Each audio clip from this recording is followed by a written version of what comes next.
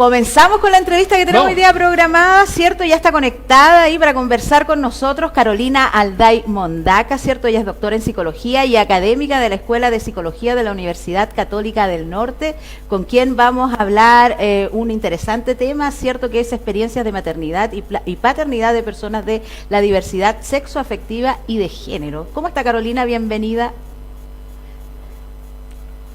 Hola, muy buenas tardes y muchas gracias por la invitación. Carolina, vamos a hablar sobre lo que tiene que ver, ¿cierto? Como lo comentabas tú. ¿Sí? Escuchamos perfectamente. ¿Me escucha, cierto?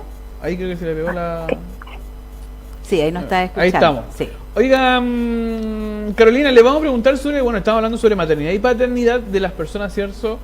De la diversidad sexoafectiva y de género, ¿cierto? Según su investigación, ¿cómo podría describir la experiencia de madres y padres dentro de la comunidad, ¿cierto?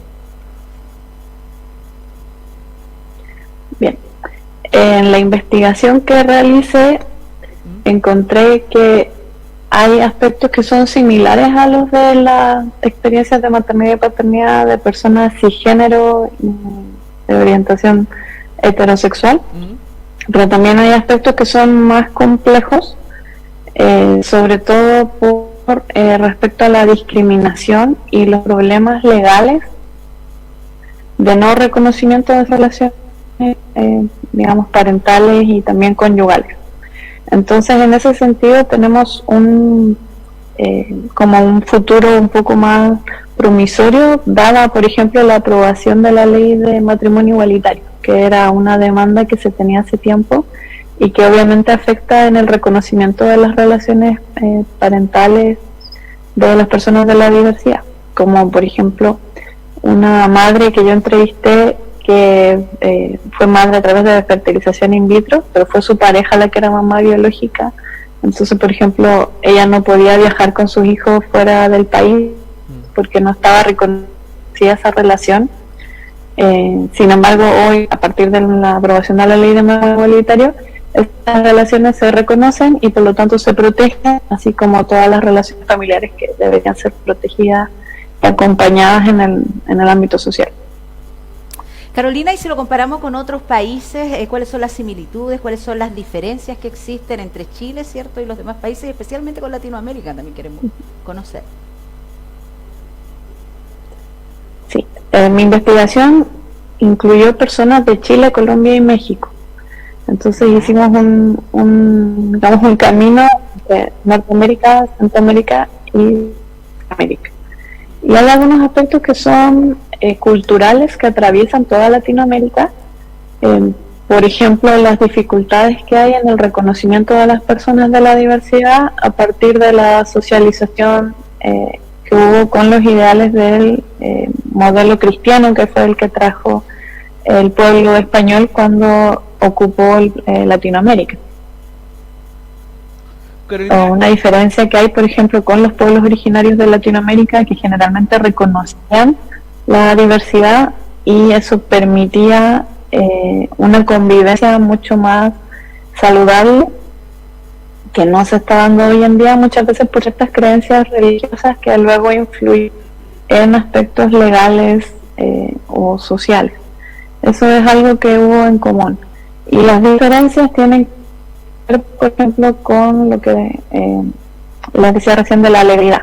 Por ejemplo, en México hay espacios, Ciudad de México, por ejemplo, en donde existe el matrimonio igualitario, ley de identidad de género, entonces esas relaciones están reconocidas y protegidas, versus, por ejemplo, cuando yo empecé la investigación y en Chile no había ley de identidad de género ni tampoco ley de matrimonio igualitario. Entonces aquí esas familias que existen, más allá de que haya o no reconocimiento legal, viven una experiencia mucho menos protegida cuando no están reconocidas legalmente, por ejemplo.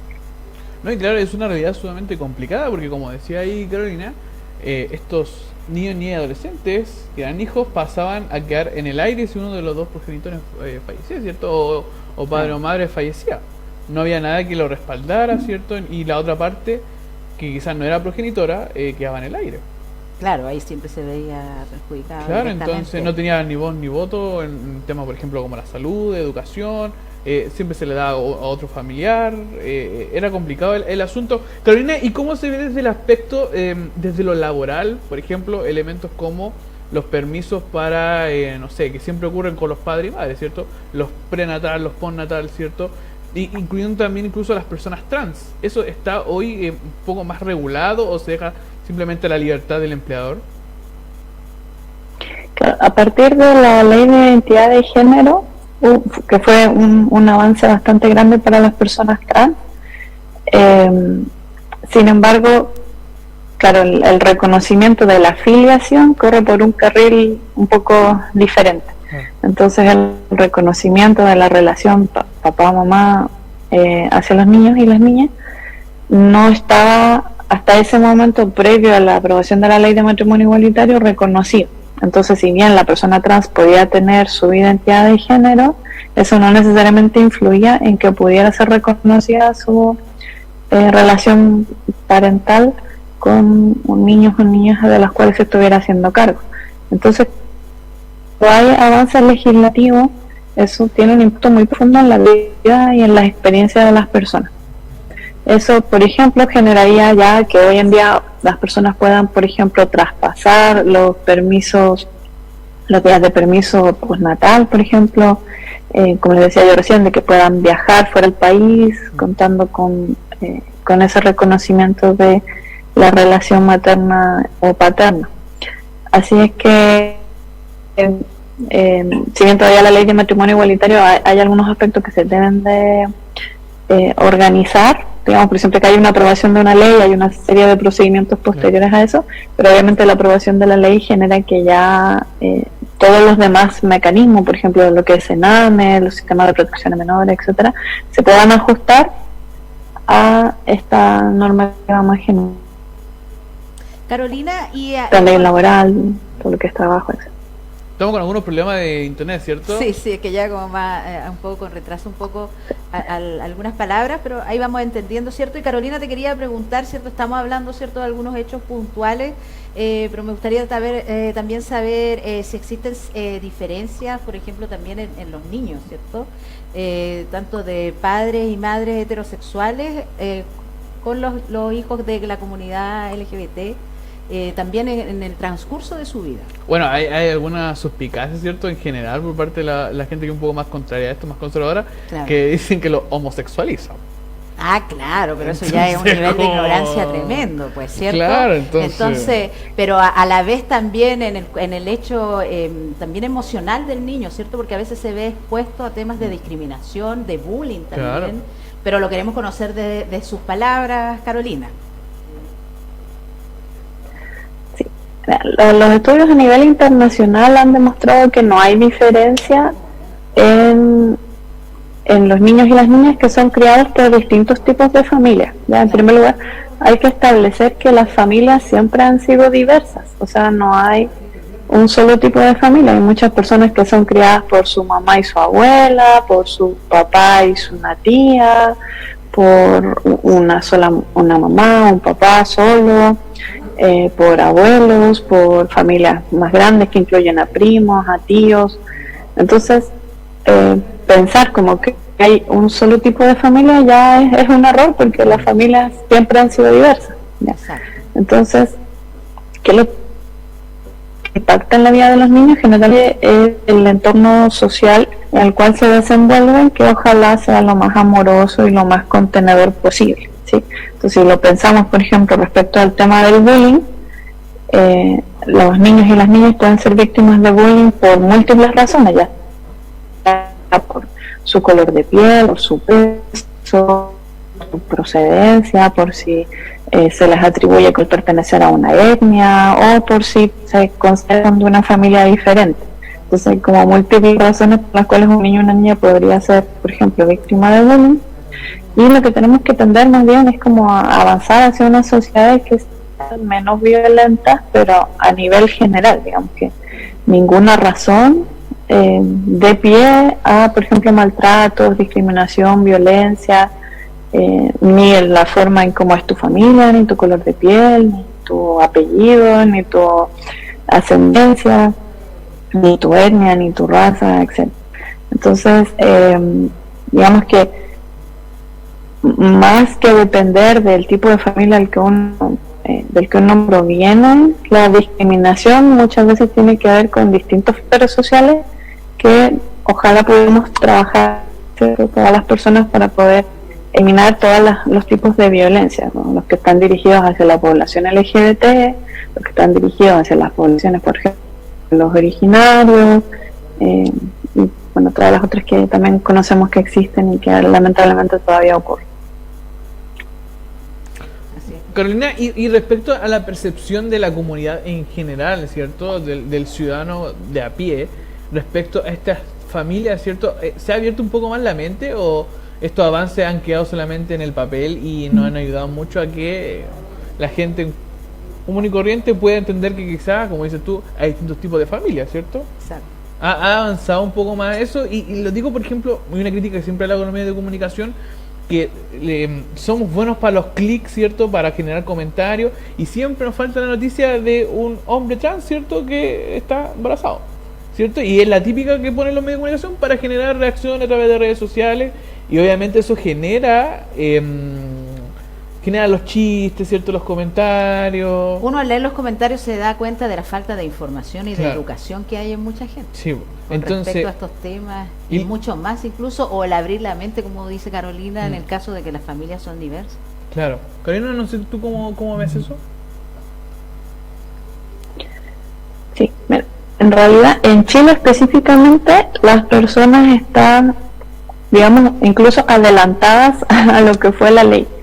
De hecho, hace 5 o 10 años más o menos, la aprobación del matrimonio igualitario y de la posibilidad de que las personas LGBT pudieran adoptar estaba por sobre el 70% en los estudios que se hacían. Entonces es como que lo que faltaba era que hubiera como un correlato en la legislación chilena, ¿ya? Lo cual, bueno, sabemos que hay grupos de presión y en eso Chile se diferencia de los países de América Latina, bueno, y del mundo en general, en que había partidos políticos asociados a tendencias religiosas, tanto en la coalición de izquierda como en la de derecha. Entonces siempre los proyectos pro derechos de la diversidad quedaban estancados, porque en ambas coaliciones había personas que, digamos, hacían un poco más difícil ese avance. Probablemente hoy ya se pudo también con el último paso que teníamos, que era el matrimonio igualitario.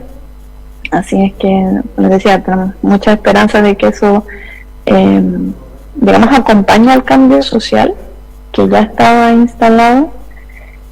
Y bueno, nos toca mucho educar, como dicen ustedes, los medios de comunicación ojalá pudieran también como asumir esa responsabilidad, porque muchas veces teniendo la posibilidad de informar, no se informa.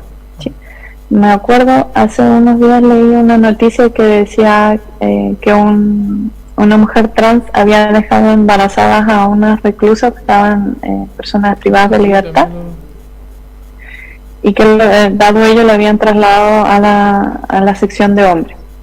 Entonces, por ejemplo, ahí queda claro que no se hace la diferencia entre lo que es la orientación sexoafectiva y la identidad de género, porque yo puedo ser, por ejemplo, una mujer trans y ser homosexual y ser, digamos, una mujer lesbiana, ¿sí? Yo puedo ser un hombre trans gay, porque también puedo ser un hombre trans homosexual. Las dos cosas no van de la mano, digamos, yo puedo ser hetero o homosexual siendo trans. Y me llamaba la atención precisamente lo que comentan ustedes, que habiendo la posibilidad de informar de por qué estas cosas suceden y por qué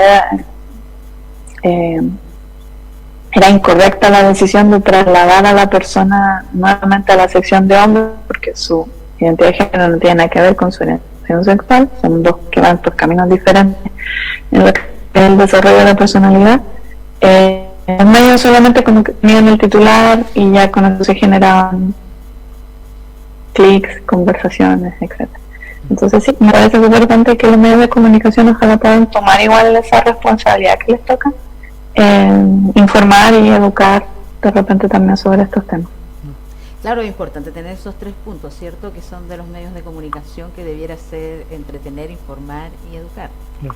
Pero muchas veces el entretener Los está medios por se sobre pierden. todo, después el informar y a veces la educación queda Que muy finalmente, poco. como comentábamos, eso dan clic, a la vez dan ventas, dan reproducciones, publicidad, etcétera, y finalmente grandes medios se dejan guiar por eso. Sí, pues por las ventas, por los me gusta. Claro, y se pierde una oportunidad que puedes usar ese, no sé, el clickbait para generar que la gente vaya a la noticia y tú después en el desarrollo vas educando, pues, vas Exacto. explicando la diferencia entre identidad de género y la orientación sexual, ¿cierto? Y entonces la gente llega con una noticia, con un parámetro, ¿cierto?, en su mente y se va totalmente educado y informado. Claro. Pero ¿se cumple eso? No necesariamente, No, ¿cierto? que ahí en el morbo. Claro, como que ese es el objetivo. Hoy, Carolina, me gustaría preguntarte igual todo el proceso, ¿cierto?, de esta investigación. Si nos cuentas un poquito cómo se llevó a cabo. Esta investigación partió en el año 2017, cuando yo inicié la idea. No teníamos todavía ley de identidad de género, salió en el camino, ¿sí? Claro. Lo que había en Chile eran estudios sobre maternidad de mujeres lesbianas y bisexuales, y estaba iniciando la investigación sobre hombres y paternidades de hombres homosexuales. Y no había nada, y de hecho todavía no hay nada sobre maternidades y paternidades de personas trans. Entonces, la idea de investigación era precisamente como ampliar la mirada, identificar los aspectos que son comunes de, por ejemplo, los obstáculos a los que se enfrentan todas las personas de la diversidad, y también algunos aspectos específicos que pueden enfrentar, por ejemplo, las mujeres lesbianas, las mujeres bisexuales, los hombres gays, los hombres bisexuales y las personas trans, femeninas, masculinas o no binarias. Entonces, muy temprano en el desarrollo de mi investigación fue quedando claro que el reconocimiento legal tanto de las relaciones conyugales como de las relaciones parentales generaba una diferencia, y por eso es que tomamos la decisión de tomar contextos diferentes. Tomamos Colombia porque en Colombia estaba la ley de matrimonio igualitario, pero no la de identidad de género, y en México, como es un país que tiene estados y cada estado tiene su legislación, entonces había estados en donde estaban todas las leyes, la de adopción, matrimonio igualitario y la de identidad de género, y había otros en los que estaban cruzadas, ¿sí? Había algunas sí y no. Entonces la idea era como ir comparando qué cambios generaba la aprobación de las leyes en la experiencia de las personas. Y bueno, encontramos algo que era tal vez predecible, pero que había que hacer la investigación como para comprobarlo específicamente, que efectivamente cuando las 3 leyes están aprobadas, obviamente las experiencias de las personas son mucho más protegidas y por lo tanto son más fáciles, más acompañadas, y las personas pueden, digamos, ejercer su vida en mayor libertad, que es lo que finalmente todos esperamos, ¿no? Poder tener la mayor cantidad de libertad para tomar las decisiones que queremos para nuestra vida. Por ejemplo, si queremos o no ser mamás, o queremos o no ser papás, si queremos o no casarnos, y que no haya limitaciones que no tienen ningún fundamento, porque por ejemplo una persona, ya sea trans o cisgénero, homosexual, bisexual o heterosexual, todas pagamos los impuestos, trabajamos, vivimos en el país, y por lo tanto no hay ninguna justificación para que las leyes hagan diferencias respecto de lo que podemos o no podemos hacer en los aspectos personales de la vida, como puede ser el tan vital que uno tenga de si se quiere casar o tener hijos. Y ahí fue lo que intentamos jugar, comparando los distintos contextos que tenían condiciones y algunas similares, como lo es el diario cierto latinoamericano sobre las personas y las personas de la diversidad.